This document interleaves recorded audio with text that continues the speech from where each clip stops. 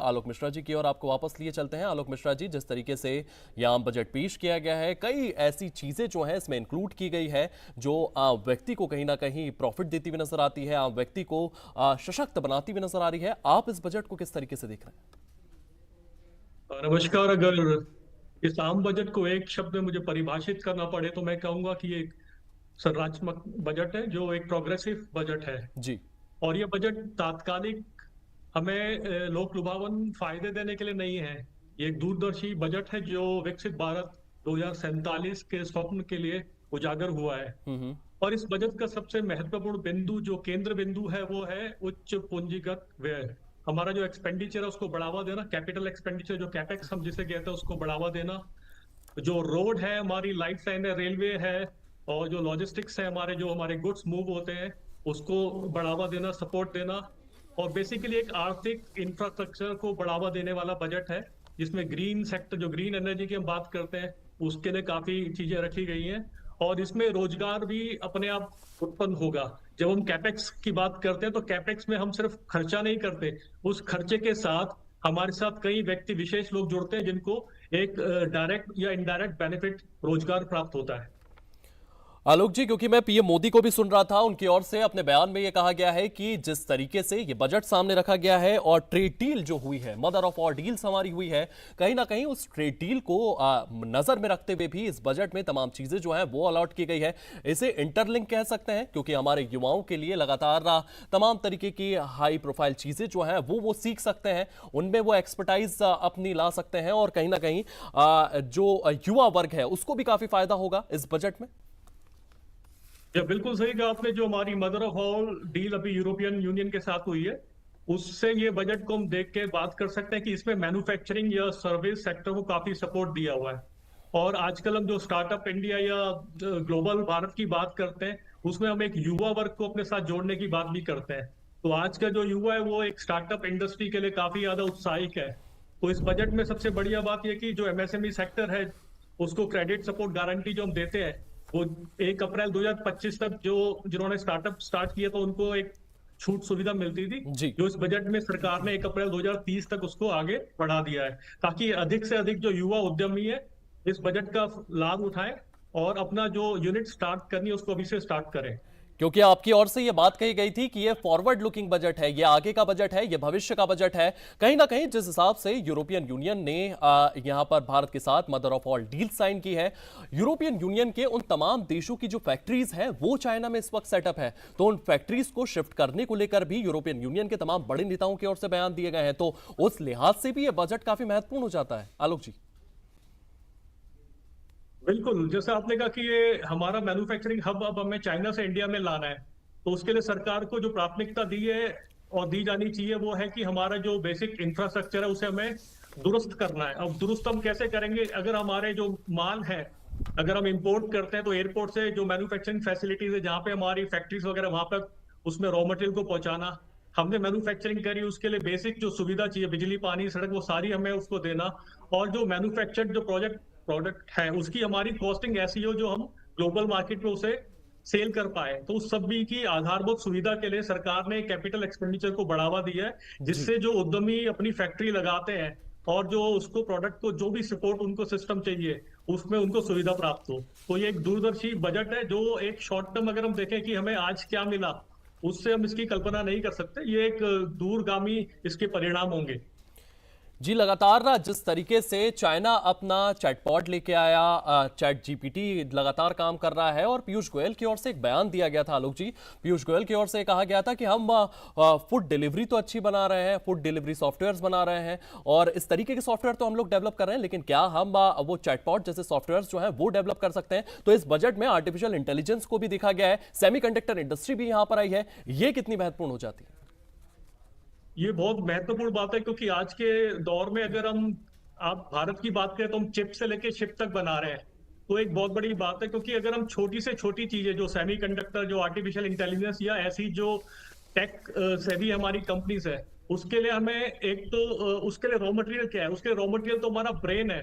तो इस बजट में ये भी है कि जो आजकल युवा है उनको एक शिक्षा, उसके लिए भी उन्होंने एक बात कही है कि जो भी हम आगे हायर स्टडीज के लिए जाएंगे उसमें हमें रिबेट्स वगैरह प्राप्त होंगे।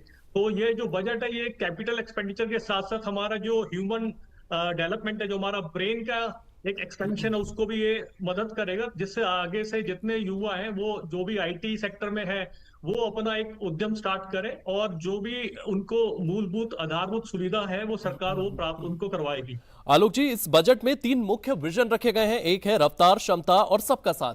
अगर क्षमता की बात की जाए तो क्षमता आपके युवाओं की तभी बढ़ेगी जब आपके युवा किसी भी फील्ड में एक्सपर्टाइज होंगे, तो उन युवा को ट्रेंड करने के लिए भी यहां पर तमाम चीजें अलॉट की गई है। वहीं अगर बात करें तो ईयू से वापस मैं इसको कनेक्ट करूंगा, यूरोपियन यूनियन की जिस तरीके से ट्रेड डील हुई है, वहां पर उस ट्रेड डील में भी एक प्रस्ताव रखा गया है कि भारत के युवा को वो एक्सपर्टाइज करेंगे, उन्हें सिखाएंगे, और कहीं ना कहीं यहां पर भी युवाओं के लिए क्षमता का जो प्रयोग किया गया, 3 विजन जो सामने रखे गए हैं, ये भी इंटरलिंक होते हुए नजर आ रहे हैं। तो ये ऐसा बजट नहीं है जो बस बना दिया गया है, उन तमाम डील्स जो ग्लोबल लेवल पर भारत करते हुए नजर आया है उनको समावेशी तौर पर यहां पर इस बजट में इंक्लूड किया गया है।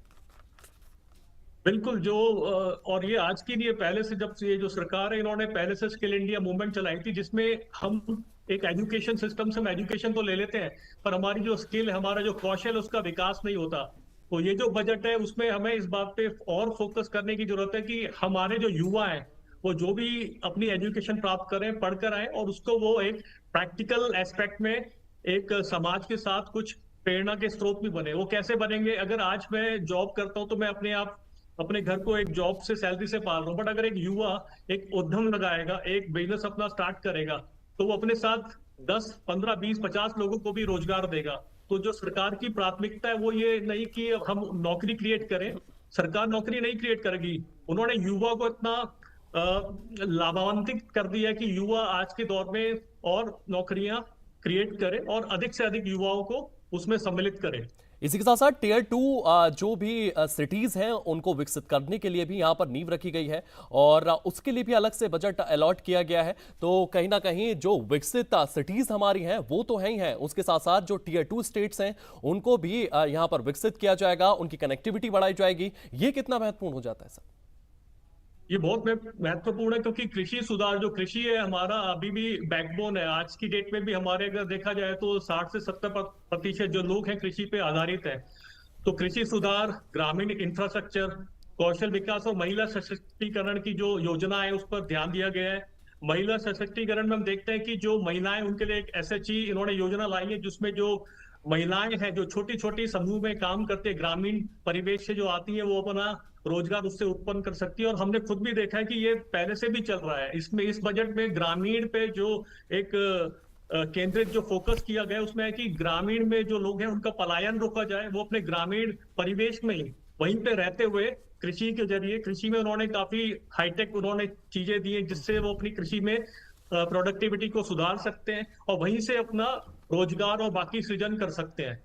जी, ये भी तमाम चीजें हैं कि लगातार ग्राउंड तक पैसा जो है वो पहुंच रहा है, स्किल्स पहुंच रही हैं। इसी के साथ साथ अगर बात की जाए तो रिसर्च एंड डेवलपमेंट को लेकर के आपका क्या विजन है? किस तरीके से रिसर्च एंड डेवलपमेंट में सरकार को इन्वेस्ट करना चाहिए? क्योंकि बड़े देशों की अगर बात की जाए तो यूएसए जैसे देश हो गए, यूरोप हो गया, वो लगातार रिसर्च एंड डेवलपमेंट में अपना काफी इन्वेस्ट करते हैं। क्या भारत उनके लिहाज से अच्छा खासा इन्वेस्टमेंट रिसर्च एंड डेवलपमेंट पर कर रहा है सर? बिल्कुल, रिसर्च एंड डेवलपमेंट तो हमारा एक मूलभूत आधार है, क्योंकि हमें आज की डेट में प्रोडक्टिविटी को कैसे इंप्रूव किया जाए। हम अगर पुराने ढर्रे पे ही अभी भी चलते रहेंगे तो हमारी जो कॉस्ट कम्पिटिटिवनेस है वो नहीं मिलेगी। हमें अगर चाइना से, फिलीपाइन से या बाकी जो देश है जो सस्ते में माल अगर प्रोडक्ट प्रोड्यूस कर पा रहे, तो हम क्यों नहीं प्रोड्यूस कर पा रहे? उसके लिए सरकार का ये योजना है कि हम जो भी काम करें उसकी हमें कॉस्ट एनालिसिस हमें करनी चाहिए। हम अगर मैन्युफैक्चरिंग प्लांट सेटअप कर रहे हैं तो उस मशीनरी की क्या उसकी कॉस्ट है, प्लस रॉ मटेरियल कॉस्ट हमारी क्या पड़ेगी, हमें कॉस्ट शीट बना के और उसके हिसाब से हमें अपना जो प्राइस है कॉम्पिटिटिव प्राइस रखना पड़ेगा, जिसके थ्रू हम विदेशी बाजार में अपने जो प्रोडक्ट है उसको अच्छे से सेल कर पाए। इसी के साथ साथ लगातार हम आत्मनिर्भर भारत की बात करते हैं, वहीं अगर बात करें तो हमारी ओर से लगातार स्वदेशी मूवमेंट यहां पर चलाया जा रहा है कि हम अपने लोकल प्रोडक्ट्स जो हैं उनको परचेस करें, उनको ग्लोबल लेवल पर सपोर्ट करें। मेक इन इंडिया और लोकल टू ग्लोबल जिस तरीके से पीएम मोदी की ओर से नारे दिए जा रहे हैं, ये कितने महत्वपूर्ण हो जाते हैं भारत को एक आर्थिक शक्ति बनाने के लिए? देखिए, मेरा मानना है कि कोई भी जो देश है तभी अपनी आर्थिक प्रगति कर सकता है कि जहां उसकी जो इंडिजीनस डिमांड है, जो लोकल उसकी प्रोडक्ट की डिमांड है, वो अधिक शक्तिशाली है। क्योंकि ग्लोबल जो अभी वार भी चल रही है, रशिया यूक्रेन का चल रहा है, अभी जो अमेरिका और बाकी देशों के बीच जो तनातनी चल रही है, उसमें हमें देख रहे हैं कि हमारे देश में इतनी क्षमता है कि हमारे लोगों को वहीं से एक प्रोडक्ट डिमांड जनरेट करे, ताकि हम एक्सपोर्ट तो करें। एक्सपोर्ट तो अच्छी बात है, हमारे पास विदेशी मुद्रा यहाँ पर आएगी। बट अगर हमारे देश में ही इतनी आर्थिक उन्नति प्रगति है और हमारा अभी इन्फ्लेशन भी थोड़ा कंट्रोल में है, तो हम जो हमारे पास डिस्पोजेबल इनकम है, जो हम खर्च करते हैं, वो हम अपने लोकल प्रोडक्ट में ही खर्च करें। तो जो प्रधानमंत्री मोदी जी का भी जो एक आह्वान है, उसके तहत यही है कि हम कहीं पे भी जाए पूरे देश में, देखो दुनिया हम करते हैं बट देखो अपना देश में, उन्होंने कहा है कि आप लोकली अपने देश को घूमें और वहां पे जो भी एक लोकल आपको प्रोडक्ट लगता है, और हर डिस्ट्रिक्ट एक प्रोडक्ट उन्होंने योजना चलाई थी, जो जी। उत्तर प्रदेश प्लस उत्तराखंड हर कई स्टेट्स में उन्होंने लागू करी थी। तो हर डिस्ट्रिक्ट की एक जो मेन विशेषता है, एक प्रोडक्ट है, वहां पे उसको हाईलाइट किया जाए, ताकि जो भी सैलानी यहाँ पे आते हैं, पर्यटक आते हैं, तो उस प्रोडक्ट को वो लेकर जाएं, जिससे हमारी जो रोजमर्रा की जो डिमांड है, वो हमें बाहर नहीं बेचना पड़ेगा, हमारे अपने ही लोग आके उस प्रोडक्ट को वहां पे वेयर करेंगे और परचेज करेंगे। कहीं ना कहीं मैं मोटा माटी ये चीज समझ पा रहा हूं कि छोटे और मध्यम उद्योगों को ग्लोबल चैंपियन बनाना, ये चीजें जो है वो वित्त मंत्री की ओर से सामने रखी गई है।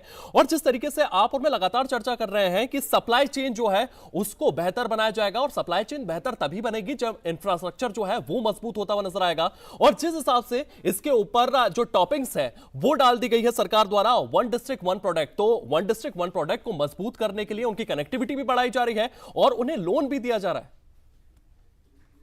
बिल्कुल, क्योंकि ये तो देखिए कि रीढ़ की हड्डी है। हमें अगर जो आर्थिक जो सुधार करना है, उसके लिए पहले हमें सबसे पहले जो बेसिक जो इंफ्रास्ट्रक्चर है उसको दुरुस्त करना है। अगर हम कहीं पे भी घूमने भी अगर जाएंगे, तो अपनी गाड़ी लेके जाएंगे, वहां पे सड़क होनी चाहिए, वहां पे अगर मैं फैक्ट्री लगा रहा हूँ तो वहां पे बिजली और पानी की व्यवस्था होनी चाहिए। तो हमें पहले एक उनको सही माहौल देना है, ताकि अधिक से अधिक जो हमारे उद्यमी है उस जगह, जो पिछड़ा हम कहते हैं कि हमारे यहाँ पे विकास नहीं हुआ, क्योंकि विकास तभी संभव है जब हम बेसिक आधारभूत देंगे। उस लिहाज से देखा जाए तो जो हमारा कैपिटल एक्सपेंडिचर इस बजट में हमने काफी उसको बढ़ा दिया है, जिसके तहत सरकार का जो मेन प्रावधान है कि हम हर एक व्यापारी को, हर एक उद्यमी को उसके जहां पे वो काम करना चाहते हैं वहां पे उसके हिसाब से मूलभूत आधार सुविधा उसको दे। इसी के साथ साथ अगर हम बात करें तो ग्रोथ रेट की बात भी यहां पर वित्त मंत्री की ओर से की गई है। उनकी ओर से कहा गया है कि 7% से भारत की अर्थव्यवस्था जो है वो लगातार आगे बढ़ रही है। और जिस हिसाब से आलोक जी यहां पर 2047 का विजन सरकार की ओर से सामने रखा गया है, इसी ग्रोथ रेट पे हमें लगातार आगे बढ़ना होगा। कहीं ना कहीं ये बजट जिस तरीके से पेश किया गया है, ये बजट उसी की नींव माना जा सकता है कि वो जो विजन सामने रखा गया है उसको पाने के लिए जो छोटे छोटे टारगेट्स हमें अचीव करना है, वो इस बजट में देखे जा सकते हैं। बिल्कुल, जैसे अभी हम देखा जाए तो हमारा 7.40 हमारा ग्रोथ रेट अभी रहा है जो एक्सपेंडिचर का। और जो हमारा जीडीपी की बात करें तो सरकार ने भी इस बजट के थ्रू हमें जो बताया कि जो हमारा जीडीपी है 25-26 में जी। जो एस्टिमेटेड है वो 10.1% है, जो बाकी अर्थव्यवस्था जो है उसके हिसाब से काफी अधिक है। तो सरकार का एक जो आर्थिक सुधार का जो अभी तक करते आए, एक अच्छा पॉजिटिव संकेत हमें मिल रहा है। और ये ऐसी आगे आगे जारी रहा तो जो विकसित भारत 2047 का स्वप्न है, तो वो बहुत दूर नहीं कि हम आने वाले उसमें पहली 3 अर्थव्यवस्था में वापस आ जाए। जी आलोक जी, इसी के साथ साथ रेयर अर्थ मिनरल को लेकर भी तमाम घोषणाएं यहां पर की गई है। जिस हिसाब से अगर हम वर्ल्ड पॉलिटिक्स की बात करें तो चाइना की ओर से रेयर अर्थ मिनरल जो है वो एक्सपोर्ट किए जाते थे और उस पर एक पूरा के पूरा कंट्रोल कर दिया था। यूएस की पूरी डिफेंस मार्केट जो है वो इसके चलते बैठ गई थी। तो हमारी ओर से रेयर अर्थ मिनरल को लेकर भी इस बजट में फंड अलॉट किया गया है। इसको किस नजरिए से देख रहे हैं? देखिए, ये जो फंड्स जो इसमें रियल मिनरल के लिए अलॉट करा गया है, उसके लिए हम यही कहेंगे कि जो हमारी इसको अब ये कह सकते हैं कि हमारा एक जो निवेश है इसमें, अगर हम इस पे और रिसर्च करेंगे तो हम इसके थ्रू ग्लोबल मार्केट में, क्योंकि हर जगह हम इसकी इसकी आधारभूत सुविधा हम इसको देंगे, तो एक ग्लोबल मार्केट हमारे पास रहेगी। इसका जो हमारा मार्केट है हिंदुस्तान में, हमारे यहाँ लोकल जो है वहां पे इसकी जितनी डिमांड है उससे अधिक इसकी बाहर पे भी है। तो विदेशी बाजार की अगर हम बात करें तो उसके लिए अगर हम इस फंड्स को सही जगह और सही समय पे इसको यूज करेंगे, और इसमें थोड़ा रिसर्च और हमें करना पड़ेगा ताकि हम जी। सही जगह पे सही उस मात्रा में उसको निकाल के और अच्छी क्वालिटी हम इसको आगे विदेशी बाजार में कर पाए। जी आलोक जी, इस तमाम जानकारी के लिए आपका बहुत बहुत धन्यवाद। तो यहाँ पर लगातार आपने एक्सपर्ट से सुना कि ये बजट किस तरीके का है। प्रधानमंत्री मोदी को भी आपने सुना। प्रधानमंत्री मोदी की ओर से ये कहा गया है कि 2000